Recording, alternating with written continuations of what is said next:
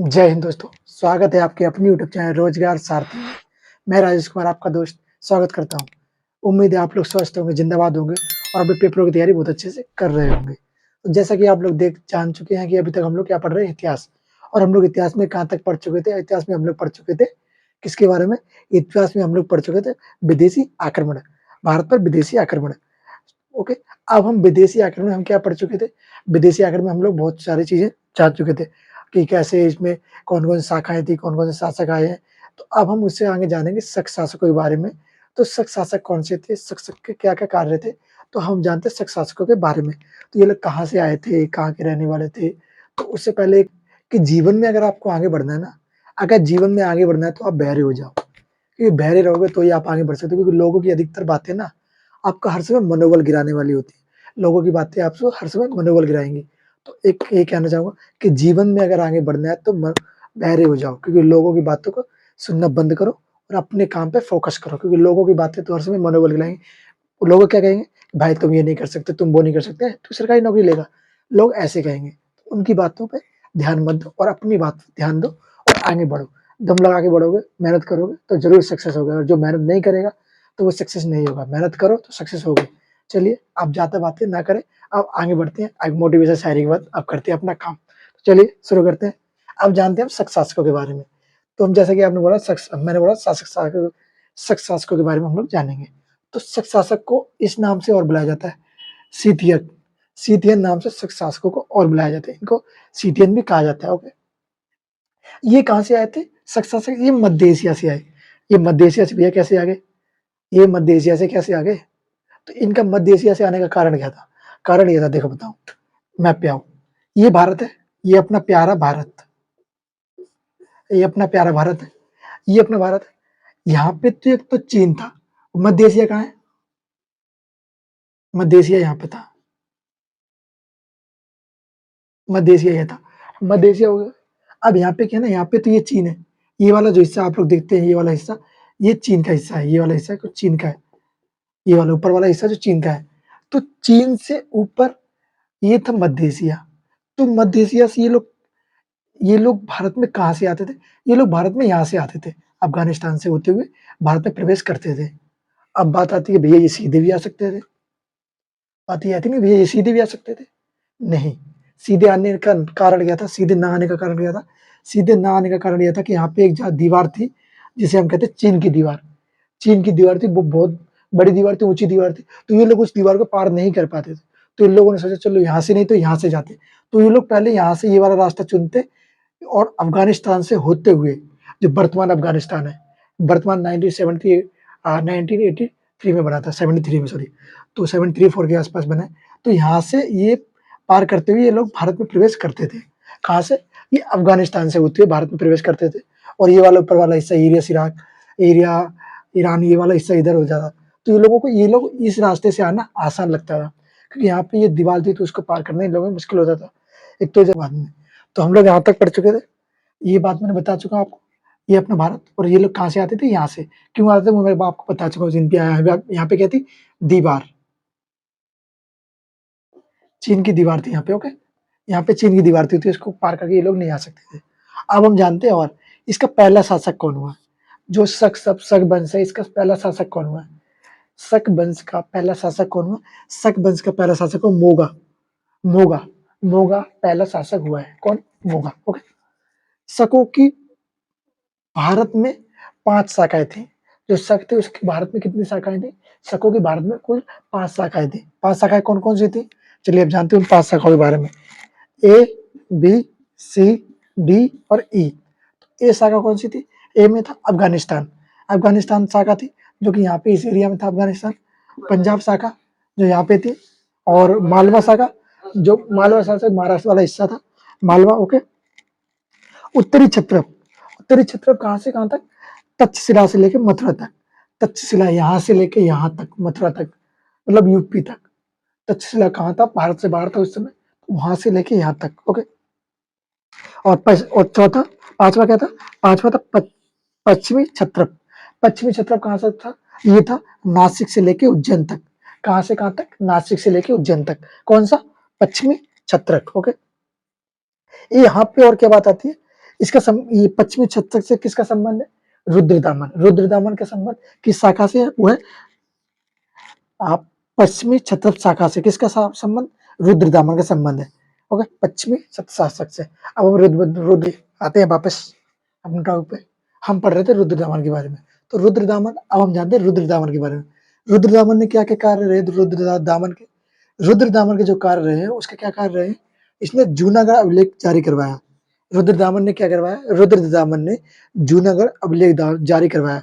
जूनागढ़ अभिलेख में क्या था? क्यों जारी करवाया था? तो इसके जारी करवाने का कारण क्या? इसने किस भाषा में जारी करवाया था? जो जूनागढ़ अभिलेख था वो विशुद्ध संस्कृत भाषा में, विशुद्ध मतलब बिल्कुल शुद्ध संस्कृत भाषा में जारी करवाया था। किस भाषा में? संस्कृत भाषा में। संस्कृत भाषा में। इस संस्कृत भाषा में पहला जारी अभिलेख था। उससे पहले किस भाषा में था भैया? उससे पहले या तो प्राकृतिक भाषा में था या खरोष्ठी में भाषा में था। तो उससे पहले अलग-अलग 2 भाषाओं में था। पर उसके बाद कौन-सा सबसे पहला अभिलेख जो कि जूनागढ़ अभिलेख है, किस भाषा में? संस्कृत भाषा में जारी करवाया था। ओके, किस भाषा में? संस्कृत भाषा में। इसी से सुदर्शन झील के बारे में पता चलता है। हमें जो सुदर्शन झील है जो गुजरात में स्थित है, उसके बारे में जानकारी हमें कहाँ से मिलती है? तो उसके बारे में जानकारी जो हमें मिलती है सुदर्शन झील के बारे में, वो हमें मिलती है जूनागढ़ अभिलेख से। और जूनागढ़ अभिलेख किसने लिखवाया? जूनागढ़ अभिलेख रुद्रदामन ने लिखवाया। ओके, किससे पता चलता है? जूनागढ़ अभिलेख से। सुदर्शन झील कहाँ पे है? सुदर्शन झील कहाँ पे? गुजरात में, वर्तमान गुजरात में स्थित है। इसका निर्माण किसने करवाया था? सुदर्शन झील है, इसका निर्माण किसने करवाया था? जूनागढ़ अभिलेख से इसके बारे में जानकारी मिलती है। जूनागढ़ अभिलेख किसने लिखवाया? वो लिखवाया रुद्रदामन ने। पर जो इसका निर्माण करवाया, जो सुदर्शन झील इसका निर्माण किसने करवाया? निर्माण करवाया था चंद्रगुप्त मौर्य ने। चंद्रगुप्त मौर्य ने, जो मौर्य साम्राज्य का शासक था। ओके, उसने इसका निर्माण करवाया। सॉरी, उसके चंद्रगुप्त मौर्य था ना, जो इसका राज्यपाल था। चंद्रगुप्त मौर्य का राज्यपाल पुष्यगुप्त। चंद्रगुप्त मौर्य का राज्यपाल पुष्यगुप्त। पुष्यगुप्त ने ये जारी करवाया था। पुष्यगुप्त ने इसको निर्माण करवाया था।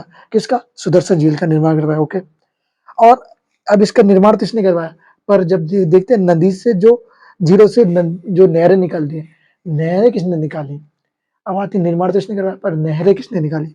तो नहरें अब निकाली है जो अशोक का राज्यपाल था। अशोक का जो राज्यपाल था उसका नाम क्या है? तुस्य। तुस्य जो अशोक का राज्यपाल था उसने इसमें नहरें निकलवाई। किसने? तुस्य जो अशोक का राज्यपाल था उसने इसकी नहरें निकलवाई। ओके, और इसका जीर्णोद्धार किसने करवाया? सुदर्शन झील।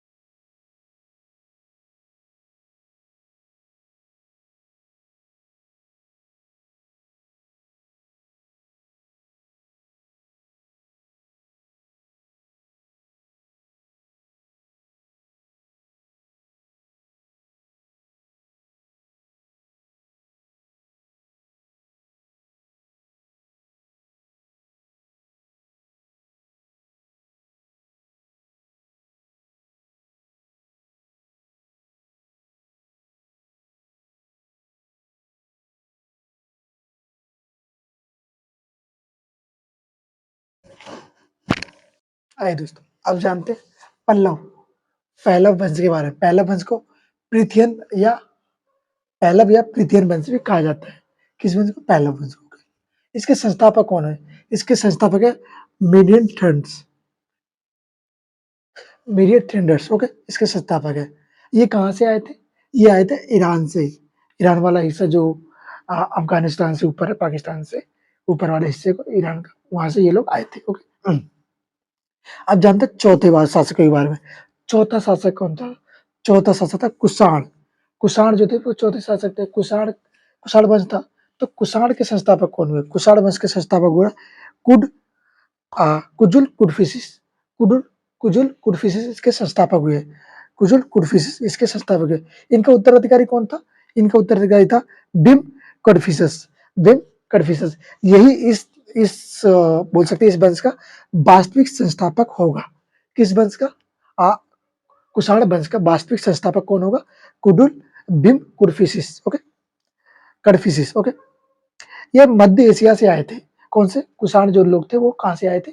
ये मध्य एशिया से आए हुए व्यक्ति थे, ओके। यह यूची जनजाति,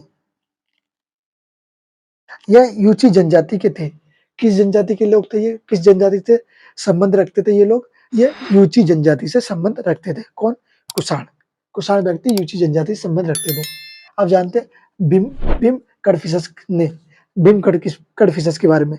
बिम कडफिसस ने ही सोने के सिक्के जारी करवाए थे। किसने? बिम कडफिसस ने सोने के सिक्के जारी करवाए, जिसे दुभाषीय मुद्रा भी कहा जाता है। जिसे दुभाषी मुद्रा कहा जाता है। दुभाषा मतलब दुभाषी मतलब दो भाषाओं में बंटवाए, दो भाषाओं में जारी करवाए, दो भाषाओं में। तो दो भाषा दुभाषी क्यों कहा जाता है? क्योंकि ये दो भाषा में जारी करवाए।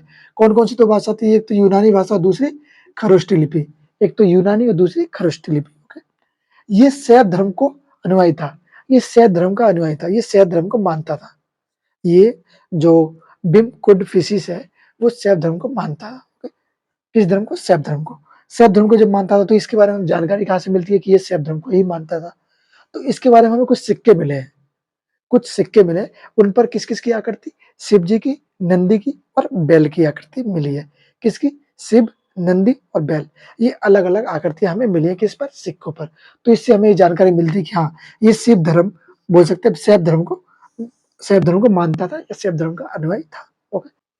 और क्या था? अ, बिमकुट फिशेस के बारे में। इसको इसको कुछ नामों से जाना जाता है। इसके कुछ नाम दिए गए, उपाधि, जैसे सम्राटों का सम्राट या सर्वकेलेश्वर आदि नामों से जाना जाता है। किसको? भीम कड़फिशेस को, ओके, कड़फिशेस को, ओके। पांचवा कौन है? पांचवा संस्थापक है कनिष्क। कनिष्क का शासनकाल कब से कब तक? 78 एडी से लेके 110 एडी तक। अब ये बात कर रही है, अभी एडी में आ गए हम वर्तमान समय से एडी में चालू कर दिए है। तो एडी में बीसी से लेके हम एडी में आ गए हैं। तो 78 एडी से लेके 110 एडी तक, ओके, इसका शासनकाल रहा है। किसका? कनिष्क का। तो कनिष्क का शासनकाल अब तक रहा है। तो ये किसका पुत्र था? हमें इसके बारे में जानकारी कहाँ से मिलती है? तो ये जो भीम कड़फिसस है ना, इसका पुत्र था। ये हमें जानकारी कहाँ से मिलती है? ये मिलती है हमें रा बेटक अभिलेख से। किससे? रा बेटक अभिलेख से। इस अभिलेख से हमें इसके बारे में जानकारी मिलती है कि कनिष्क भीम कड़फिसस का पुत्र होने का पता चलता है। उसका पुत्र होने का हमें पता चलता है किससे? अ, रा बेटक अभिलेख से, ओके। रा बेटक अभिलेख से, ओके। इनकी 2 राजधानियाँ थी। जो कनिष्क था, इसने 2 राजधानी बसाई। जो कनिष्क था, इसकी 2 राजधानी थी। कौन सी 2 राजधानी थी? एक तो पुरुपुर पुरुषपुरा पुरुषपुरा और दूसरा मथुरा। एक पुरुषपुरा, दूसरी मथुरा, ओके। कनिष्क गद्दी पर बैठने से पहले, कनिष्क जब गद्दी पे बैठा, उससे पहले वो कहाँ का वो था गवर्नर? वो गवर्नर था तक्षशिला का, ओके। कहाँ का कनिष्क गवर्नर था गद्दी बैठने से पहले? कनिष्क गवर्नर था तक्षशिला का गद्दी से बैठने से पहले। ये जानकारी हमें कहाँ से मिली है? ये जानकारी हमें इनके ग्रंथों से मिलती है, ओके। तो हमें इसके बारे में जानकारी मिलती है कनिष्क तक्षशिला का गवर्नर था गद्दी बैठ। आइए, और क्या हुआ कनिष्क के समय? और क्या हुआ? कनिष्क के समय ही चौथी बौद्ध संगति हुई थी। कनिष्क के समय कौन सी संगति हुई? कनिष्क के समय चौथी बौद्ध संगति हुई। कहाँ पे हुई थी? ये कश्मीर। कश्मीर कहाँ? कुंडलवन। कहाँ पे? कश्मीर कुंडलवन में चौथी बौद्ध संगति हुई, ओके। इस समय इसके अध्यक्ष कौन थे? जो चौथी बौद्ध संगति हुई थी, उसमें अध्यक्ष कौन थे? उसमें अध्यक्ष थे वसुमित्र। वसुमित्र उसमें अध्यक्षता कर रहे थे। चौथी बौद्ध संगति में कौन से अध्यक्ष थे? वसुमित्र उसमें अध्यक्षता कर रहे थे। कौन सी? चौथी बौद्ध संगति में, ओके। और और क्या था, इसी बौद्ध संगति में बौद्ध धर्म 2 शाखाओं में बँट गया। जो ये चौथी बौद्ध संगति हुई थी वसुमित्र के समय, इसके समय ही इसी में बौद्ध धर्म जो था ना वो 2 भागों में डिवाइड हो गया। 2 भाग कौन से थे? एक तो था हीनयान और दूसरा महायान। 2 भागों में डिवाइड किया, हीनयान और महायान। और इसको कनिष्क को और क्या कहा जाता है? कनिष्क को ही द्वितीय अशोक कहा जाता है। कनिष्क को द्वितीय अशोक कहा जाता है और इन्हें इन्हें द्वितीय अशोक का भी कहा जाता है। किसको? कनिष्क को। ओके। और क्या हुआ? कनिष्क के समय और कौन-कौन सी कला आई और क्या-क्या विकास हुआ? कनिष्क के समय गांधार कला, मथुरा कला का विकास हुआ। कौन सी कला? गांधार कला, मथुरा कला का विकास हुआ। किसके समय? कनिष्क के समय। और कनिष्क ने और क्या किया? कनिष्क के समय शुद्ध सोने के सिक्के आए। शुद्ध सोने के सिक्के, एक तो थे सोने के सिक्के, एक होते शुद्ध सोने के सिक्के। तो ये थे शुद्ध सोने के सिक्के। बिल्कुल इसमें कोई मिलावट नहीं, बिल्कुल शुद्ध। जैसे बोलते हैं कोई मिलावट वाला दूध नहीं, तो ये बिल्कुल शुद्ध था, शुद्ध सोने के सिक्के। ये किसको समर्पित? सूर्य देवता को समर्पित। सूर्य देवता कौन से? किसका प्रतीक?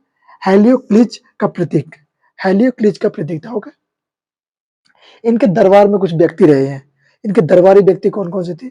दरबार में जैसे कि एक राजनीतिक कवि और लेखक। तो राजनीतिक भी थे और कवि भी थे और लेखक भी थे। वो व्यक्ति कौन से? अश्व घोष। कौन से व्यक्ति? अश्व घोष। किसके समय? कनिष्क के समय। ओके। और क्या था? एक नागार्जुन। नागार्जुन थे। नागार्जुन ने क्या किया?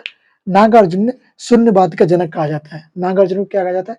नागार्जुन को शून्यवाद का जनक कहा जाता है। ओके। और क्या है? इन्होंने सापेक्षता का सिद्धांत भी दिया। किसने? नागार्जुन ने सापेक्षता का सिद्धांत दिया। ओके। और क्या है? नागार्जुन की एक बुक है। नागार्जुन की एक बुक है। वो बुक का नाम क्या है? प्रज्ञा परिमिता। प्रज्ञा परिमिता सूत्र। प्रज्ञा परिमिता सूत्र। ये इनकी बुक है। किसकी? नागार्जुन की। जो इनके दरबारी कवि थे। मतलब बोल सकते दरबारी थे। किसके? कनिष्क के दरबारी लोग। कनिष्क के दरबारी में एक व्यक्ति और है चरक। कनिष्क के दरबारी में कौन थे? वो थे चरक। चरक कौन थे? चरक एक चिकित्सक थे। चरक एक चिकित्सक थे। चरक की ही चरक संहिता लिखी गई है। चरक ने क्या लिखी? चरक संहिता। ओके। चरक संहिता। ओके। 78 एडी में शक संवत चला। जो 78 एडी है ना, उसमें शक संवत की शुरुआत हुई। शक संवत की पूछा जाता है, प्रश्न आता है पेपरों में या एग्जाम्स में कि शक संवत की शुरुआत कब हुई? तो हम कहेंगे कि शक संवत की शुरुआत 78 एडी में हुई है। ओके। 78 एडी में हुई है शक संवत की शुरुआत। तो हमने ये सारा अभी जान चुके हैं। भारतीय उसमें बोल सकते हैं कि जो यहाँ पे हम जान रहे थे कि कनिष्क हुआ, उसके बाद और भी शासक थे जैसे शक हुए, कनिष्क हुए, इन सब के बारे में हम जान चुके हैं। अब हम ये टॉपिक हमारा खत्म हो जाएगा। अब हम नेक्स्ट टॉपिक के बारे में जानेंगे कि और नेक्स्ट टॉपिक में क्या है। तो आपको अगर वीडियो अच्छी लगी हो तो लाइक कीजिए, शेयर ज़रूर कीजिए और सब्सक्राइब ज़रूर कीजिए। सब्सक्राइब करेंगे तभी आपके पास नोटिफ़िकेशन जाएगा। नोटिफ़िकेशन के लिए बेल आइकन को दबाइए। बेल आइकन दबाने के बाद चैनल को सब्सक्राइब कीजिए, लोगों के पास शेयर कीजिए, ज़्यादा से ज़्यादा अपने दोस्तों के पास शेयर कीजिए। अगर शेयर करेंगे तो वीडियो लाइक होगी और आपका चैनल आगे बढ़ेगा। जय हिंद, जय भारत।